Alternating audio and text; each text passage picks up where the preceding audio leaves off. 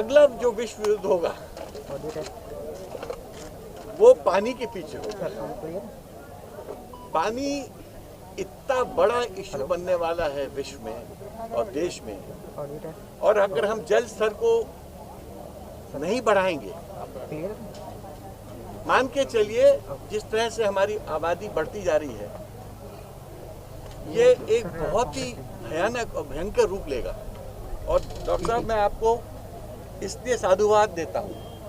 मैं आपको एक चीज़ बताऊँ, इस कोरोना काल में, इस संक्रमण काल में अगर कोई राजनीतिक कार्यक्रम होता तो मैं नहीं आता, क्योंकि मैं उसको उचित नहीं समझता हूँ, क्योंकि ये एक सामाजिक पृष्ठभूमि का कार्यक्रम है, ये पब्लिक का कार्यक्रम है, ये देश का कार्यक्रम है। इसलिए मैं आया, क्योंकि मुझे पता है कि आने में मुझे हो सकता है मैं जब तक पहुंचूं मुझे भी पॉजिटिव हो जाऊं, बट क्योंकि ये मुद्दा बहुत अच्छा है, बहुत उम्दा मुद्दा है, और ये मुद्दा डॉक्टर साहब खाली आपका नहीं, अब आपको ये मुद्दा पूरे प्रदेश में आपको बढ़ाना चाहिए और पार्टी को मजबूत बनाएंगे। क्या कांग्रेस फिर से एक बार गलती नहीं कर रही है कि ज्योतिरादित्य सिंधिया को नजरअंदाज किया, उसके बाद में फिर वही अध्यक्ष, वही मुख्यमंत्री, तो क्या इसमें कुछ बदलाव की जरूरत नहीं? नहीं, ये हम लोग सबका सोच है कि इलेक्शन जो होना चाहिए वो जो आज व्यवस्था है उसी व्यवस्था में इलेक्शन होना चाहिए, क्योंकि हम ऐसी कोई चीज़ नहीं चाहते, क्योंकि भाजपा चाहती है चुनाव हो, क्योंकि अगर चुनाव नहीं होगा तो उनके 14 मंत्री, सुप्रीम कोर्ट में जो याचिका लगी वो अलग बात है, पर 14 मंत्री 6 महीने बाद मंत्री नहीं रह पाएंगे, तो वो चाहते होंगे कि उनके कार्यकाल में रहते हुए चुनाव हो जाए, 14 लोग कम से कम। तो ये जो चुनाव हो रहे हैं, हम चाहते हैं कि ये चुनाव एक बड़े संगठित तरीके से हो, क्योंकि ये कठिन परिस्थिति में चुनाव हो रहे हैं और कमलनाथ जी के ऊपर सबको भरोसा है।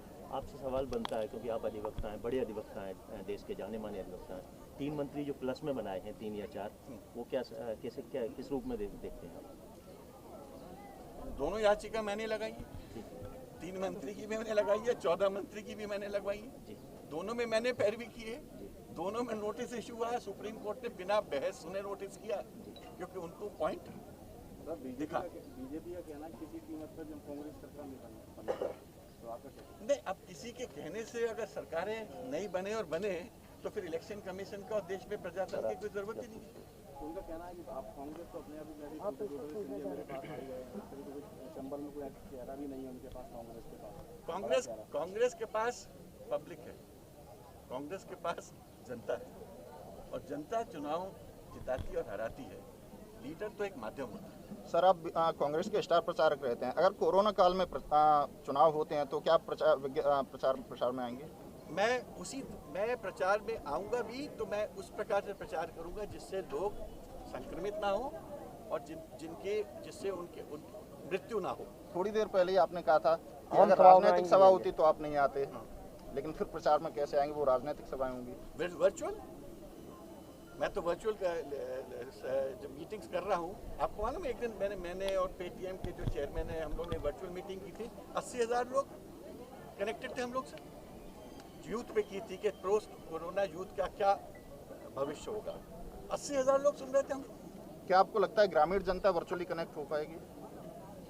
ग्रामीण जनता के लिए थोड़ी डिफिकल्टी हो सकती है, क्योंकि अभी जो ब्रॉडबैंड है और जो वर्चुअल कनेक्टिविटी है घर घर तक नहीं पहुंची है, ये मैं इस बात को मानता हूं। तो ग्रामीण जनता के लिए शायद हो सकता है कि आपको पूरे सावधानी के साथ छोटी छोटी टोलियां बनानी पड़ेंगी, और मैं आज भी कह रहा हूं बड़ी रैलीज मत करो, छोटी छोटी टोलियां बनाओ, 5-5 लोग, जैसे कहते हैं ना, 4 लोग 5 लोग भेजो, जिससे, और वो भी मास्क पहन के भेजो, दूर सोशल डिस्टेंसिंग बना के भेजो, क्योंकि हम चुनाव को एक संक्रमण बढ़ाने का माध्यम नहीं बनाना चाहते, वो तो गलत होगा अगर हम ऐसा करें। ग्वालियर चंबल क्षेत्र में पहले सिंधिया का नाम था, कांग्रेस में बड़े नेता थे, अब यहाँ पर लगभग नेता विहीन हो गई है, जो कोई बड़ा नेता यहाँ पे नहीं, तो क्या डॉक्टर गोविंद सिंह को बड़े नेता के तौर पर यहाँ चंबल क्षेत्र में ग्वालियर में स्थापित? देखिए, नेताओं की कभी कमी नहीं थी कहीं पर, और डॉक्टर गोविंद सिंह आज से नहीं, ये बहुत पहले से बड़े नेता हैं, और डॉक्टर गोविंद सिंह से मैं आज से परिचित नहीं हूँ, ये तो मेरे जो ससुर साहब थे उनके मित्र हैं।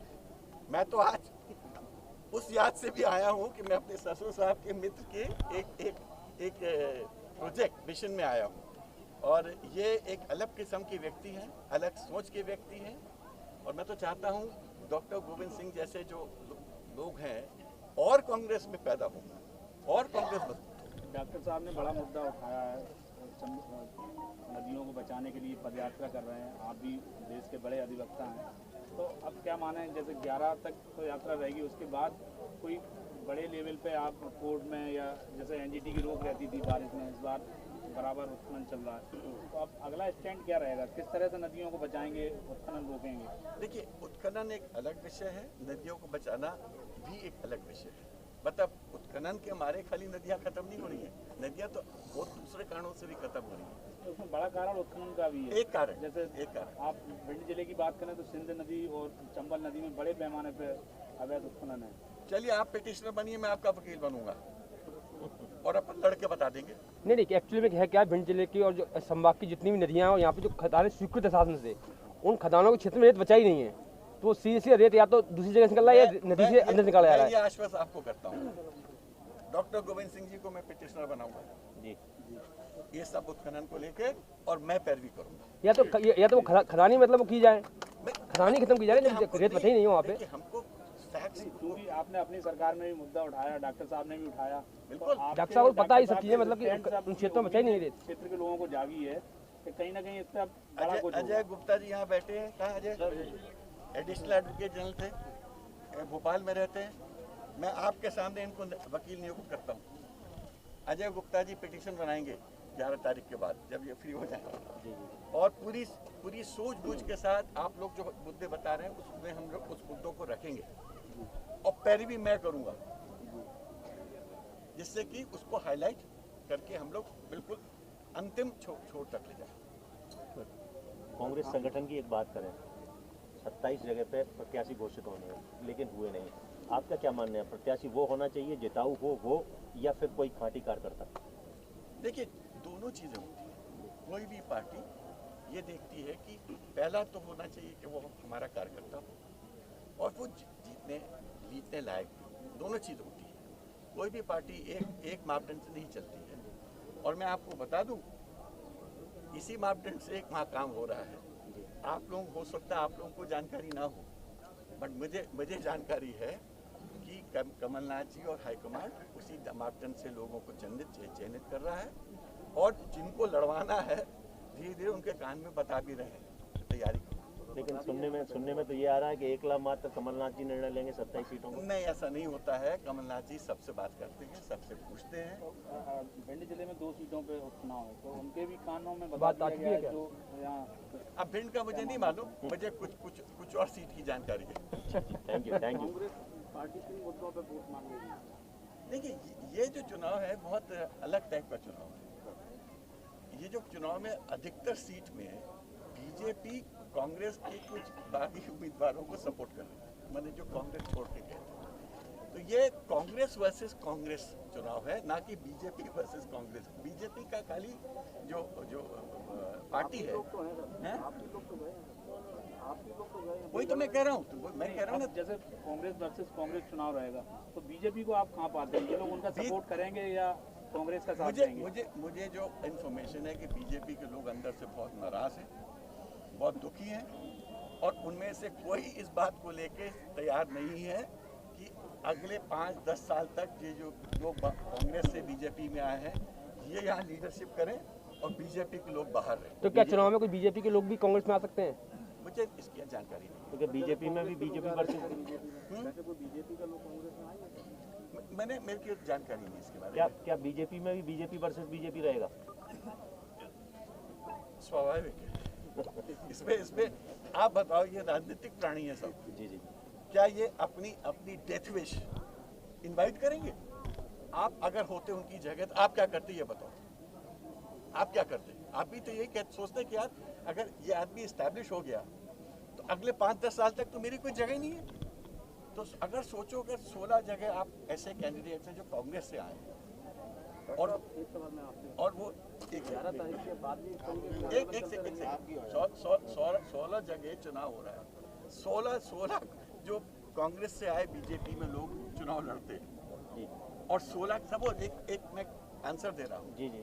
आप सोचो 16 जगह जो लोग हारे हैं बीजेपी के और जो नंबर 2 पे थे, उनके दिल में क्या बीत रही होगी। आपको क्या लगता है 3 महीने बाद या चुनाव के बाद में क्या स्थिति रहेगी, क्या तस्वीर रहेगी? कांग्रेस प्रचंड बहुमत से ये चुनाव जीतेगी क्योंकि जनता कांग्रेस को जिता रही है। कमलनाथ जी हमारे बीच आए इस यात्रा में यात्रा पवित्र उद्देश्य को लेकर की है मैंने। ये राजनीतिक यात्रा नहीं है, धार्मिक यात्रा है। और मैं बता चुका हूँ कि 5 विधानसभा क्षेत्रों में ये यात्रा चलेगी और 129-30 किलोमीटर की लगभग यात्रा है, पैदल यात्रा। हालांकि हम आपका निर्देश मिला आदरणीय तनखा जी का और हमारे माननीय अध्यक्ष कमलनाथ जी का और सर कि भाई सोशल डिस्टेंस पावर करो, मास्क लगाओ। हम पूरा प्रयास कर रहे हैं। हम लगातार लोगों को सुबह मास्क लगवा के ही चलने का निर्देश देते हैं और अधिकांश लोग आते हैं। कई लोग गांव के हैं हमारे साथी किसान भाई, तो उनको जरा मास्क में बार बार पसीना आता तो थोड़ा देर को निकाल लेते तो उनको हम डांट डपट करते हैं। तो वो पूरा हम उसका पालन कर रहे हैं, कोशिश कर रहे हैं और हमें उम्मीद है कि ये केवल वास्तव में 5 वर्ष से 6 वर्षों में 50 से 60 फुट पानी, 40 से कम तो है ही नहीं पूरे भिंड के आसपास जिले में। सिंध के 40 किलोमीटर आसपास 35-40 किलोमीटर आसपास पानी का वाटर लेवल नीचे जा चुका है। अगर यही सूरत रही तो 2030 तक, जैसा कि नीति आयोग ने भी कहा है कि 70% पानी 70% जो ग्राउंड वाटर है वो नीचे जा चुका है, 30% बचा है। उसको हम लोग रिचार्ज नहीं कर रहे, कोई ऐसी योजना नहीं है सरकार की। तो इससे में हमारा सरकार से मांग है और जनता का जागरण हम नहीं मानते। जैसे आज आदरणीय आप, मैं तो बड़ी खुशी है कि आपने कहा कि मैं इसको आज वकील भी नियुक्त कर दिया। मैं तो बड़ी प्रसन्नता है कि आपने ऐसा हमें इस लायक समझा कि मैं आज का लगाऊँ और बिना पैसे के। आपसे एक सवाल ये है, आपकी बहन जी आज एक्सपायर हुई। हाँ, आपको किसी ने सलाह भी दी थी कि यात्रा स्थगित कर दीजिए, लेकिन बाद उसके आप यात्रा जारी रखें। सवाल इस बात का है, मेरी छोटी बहन थी, मेरे 8 साल छोटी थी। कल उसका हार्ट में थोड़ा तकलीफ हुई और उसके एंजियोग्राफी कराते समय मैं तो मानता हूँ डॉक्टर की गड़बड़ी से, डॉक्टर की नासमझी से, जिसने ऑपरेशन किया है करकर हॉस्पिटल में, उसकी नादानी से उसकी डेथ हुई है। अब चूंकि ये बड़ा मामला जनता का जो मुद्दा है, सामाजिक मुद्दा है, हजारों लोगों की 20 लाख की जनता से जुड़ा हुआ मुद्दा है, तो मैंने वास्तव में रात में आज जैसे खबर सूचना मिली 9 बजे के बाद रात भर लगभग नींद नहीं आई, क्योंकि घर में परिवार में सब है। लेकिन हमने फिर हिम्मत बांधी कि भाई हजारों लोगों ने व्यवस्था की है, सैकड़ों लोग जा रहे हैं, कोई अपनी पानी की व्यवस्था कर रहा है, जनता से जुड़े और लगातार सब जगह पूरे ज़िले में, दतिया ज़िले में भी दोनों बातों में है। तो मैंने अपने दोनों छोटे भाई, अपना बेटा और हमारे चाचा जी वगैरह, माता जी, सब पूरा परिवार भेज दिया है और हमने अब जाके जैसी यात्रा समाप्त होगी मैं पहुंचूंगा। बाकी के पूरा परिवार हमारे सामूहिक परिवार है, हम जॉइंट फैमिली है हमारी, सब लोग पहुंच गए हैं। चाचा जी हमारे एक हैं, वो भी पहुंच चुके हैं। इसलिए ऐसी में सवेरे सबकी राय बनी कि आप तो इस मुद्दे में बड़ा मुद्दा है। परिवार, आप कहते थे कि परिवार हमारा समाज है, एक हम परिवार के व्यक्ति नहीं है। तो 2-1 लोगों ने कहा आप आज जा रहे हो तो फिर ये आपकी बात गलत पड़ेगी। तो मैंने भी सोचा कि अब ऐसी परिस्थिति में हमें जनता के बीच रहना चाहिए और इसलिए मैंने अपना मन भारी करके मेरे सब साथियों ने श्रद्धांजलि दी, 2 मिनट का मौन रखा। अब 11 तारीख की हमारी यात्रा समाप्त होने के बाद तत्काल बड़ा अच्छा लगा, वापस नहीं गए।